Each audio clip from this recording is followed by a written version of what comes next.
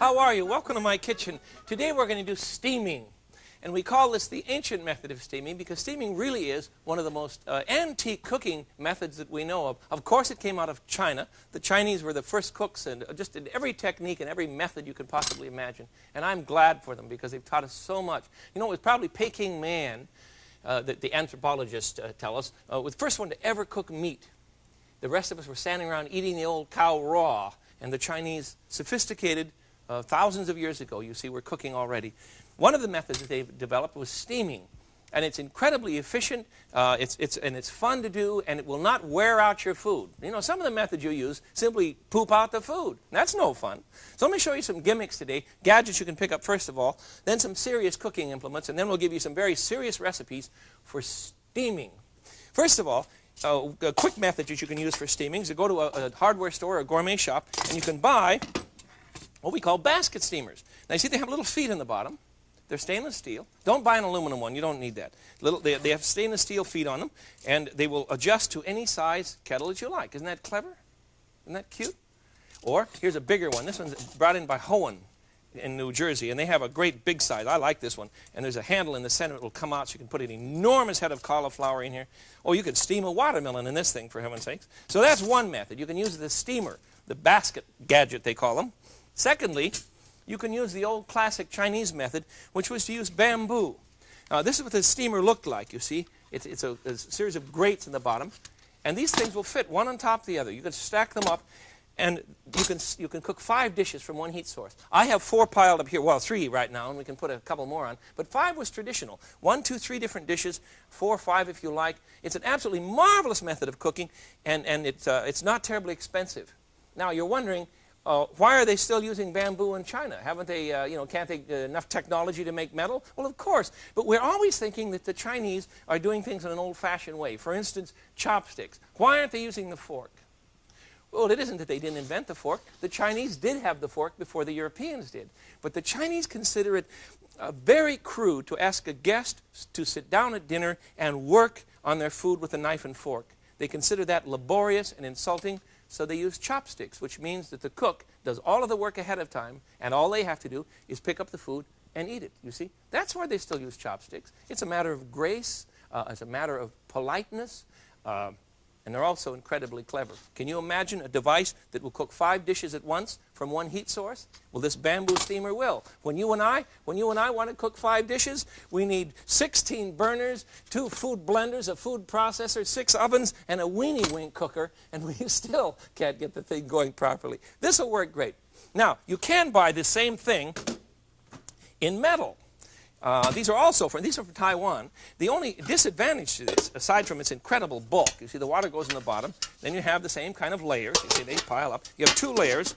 The Chinese would have 5 in this space. But the disadvantage is that water will drip from the top. It just drips and drips and drips because the aluminum will condense, you see, the water, and it will drip on your food. So if you use a metal steamer, generally you're going to wind up with watery food, while bamboo will not condense. The steam will not condense on the bamboo itself, you see, so you won't have watery food. I like the bamboo one better. This will work in a pinch. However, you can, I've got so many gadgets here I want you to see. The other one that I think is great fun for you is to use a tuna fish can. A tuna fish can? Yes, a tuna fish can. What you do is to get a tuna fish can and punch holes in the bottom, you see? Just put some holes in the bottom so that when the can sits in the bottom of a kettle, see, it's open now, so that when the can sits in the bottom of the kettle, water can move in and out of the can. No problem. This is what you do. You simply put the old tuna fish can down inside of the kettle. You see? Then you add water to the kettle, an inch and a half or so. Then on top of that, we'll place our bowl. You see, here's a bowl we can use for steaming. Put that down that'll keep it out of the water, right? All we want is steam circulating around the dish. Now then, we're going to have water dripping off the metal lid, so we're going to put a towel over it. And then put a lid on. Be careful. Don't do this over a burner. You'll have a fire on your towel, and then you'll call me up and say, "Hey, Frug, you dummy." Anyhow, put a towel over it. Put the flaps up on the top, you see. Hold it down with a jelly jar or a cup or something, and that will prevent the water from dripping on the food. It will drip on the towel instead. You see? Those are the gadgets. Now, there's one that is what I would call not a drastic necessity, but it's so lovely. Excuse me, I need my jar here. It's so lovely that you've got to see it. This is a Hunan steamer. These are imported from mainland China, the old classic Chinese red clay. Isn't this gorgeous? Look at the bird on him. Isn't he beautiful? You see? And inside, you see, the thing looks like a donut. You're cooking with it. It looks like an angel food pan, I suppose, out of red clay. There's a hole in the bottom here that forms this big tip. And there's a hole in the tip so that the steam enters in through the, into the bowl through this tip from the bottom. You see? And you put your food in here, put the lid on, and then put it over a pan of boiling water. And it will fit right down inside. Just seals beautifully. Let me show you. You see, it's cooking away now. And I have in this pan, ouch, it's a little warm. I have some chicken going. You'll have to see it later. It's really hot. But you see the steam comes up through this little tip in the top. And it's a tip in the top? Yes. And it works well. I just love these things. I'll just put them over here. I'll show you how to do that. Matter of fact, let's start with that dish. This is a steamed chicken dish. You don't have to use a fancy steamer for this dish. You can use the bamboo. Or if you're going to use a basket steamer, the metal one you remember, then you have to put everything in a bowl first. Otherwise, it's going to drip on through, right? So you put all these things in a bowl, unless you want things to drip down on your steamer. Okay, we're going to shut that one off because it's going to steam us all to death. The first dish I want to prepare for you then is a chicken dish that we'll call chicken with onion.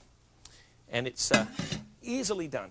I have cut up some chicken pieces already. Let me show you how to use a cleaver properly. Here, let's find some space here. When you use a cleaver, please understand that if the cleaver does not land flat on the counter, you're going to shatter the bone. You see, if it lands this way, you're in trouble. If it lands this way, you're in trouble. So you have to chop this way. That means that you don't use your wrist. You don't do this sort of thing. You go whonk, whonk with a straight wrist, and then you can get some action. You got it? So we're going to cut up a couple of chicken legs here, and this should work in one whack, you see, if I know what I'm doing. Well, of course I don't because you're watching. There it is. How do you like the noise? Take some motion in your hand. Here's a thigh. We'll just cut it right in half. And that way you're not going to shatter the bone, you see? We have enough pieces now. So we'll get our wok going. Our Chinese frying pan. And, of course, they invented that, too. This has something to do with helmets during the Bronze Age. I can't quite get all the story on this, but the idea of the wok came from the bronze helmet in ancient China. Can you imagine wearing a wok on your head? Well, if there's enough oil in it, at least it'll keep your hair slicked down. It'll work. We'll have that hot in a minute. In the meantime, let's prepare the marinade for our dish here. Chicken with onion. And for a very quick marinade, I simply want to use a little bit of light soy. You've heard me say this before, I think. A little bit of light soy sauce, sherry, and ginger provide us with the classic marinade from China. It will help cut down on the flavor of animal fat. And the Chinese aren't particularly fond of that. There's a little ginger grater here. Isn't he cute? Looks like a little scrub board. You can find these in any Oriental market. And any gourmet catalog should have them. Ginger grater. Sometimes it's called a citrus grater. And I like the porcelain ones. Much easier to keep clean and easy to use. We need a shot of sherry. And we have our basic 3 in here, you see.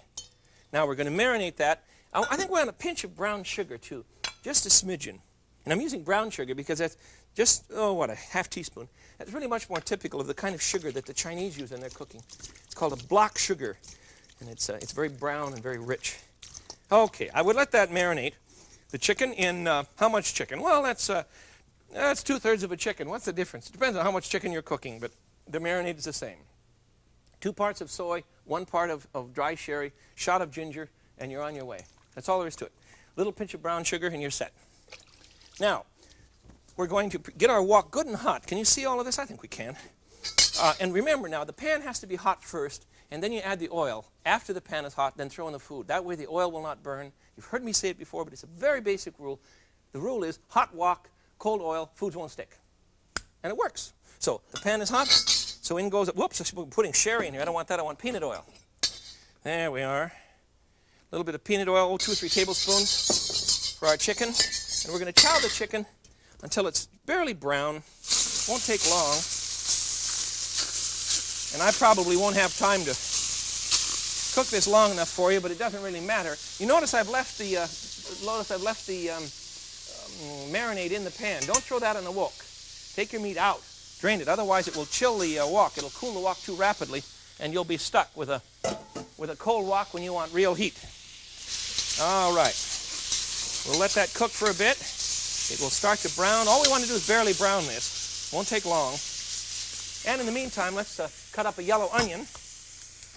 And when you're cutting an onion, you can use your cleaver if you like. Cut the bottom end off the onion first. We've talked about that too, I'm sure. And that way you're much less likely to cry. Keep your fingers bent under, for heaven's sake. And we'll whack off an entire outer peel here so that we can, and we'll save that part for our soup stock. Old lines, I hope. I hope you've been with me enough so that you can predict my lines, because I want you to remember these things. That's what frugal cooking is all about. It should be fun, and you should cook with some arrogance, because you know you're saving some money and you're cooking great things for your family. See what I've done with that onion half? 4 across. Let me do one more for you here. Cut the onion in half. And we're going to go 1, 2, 3.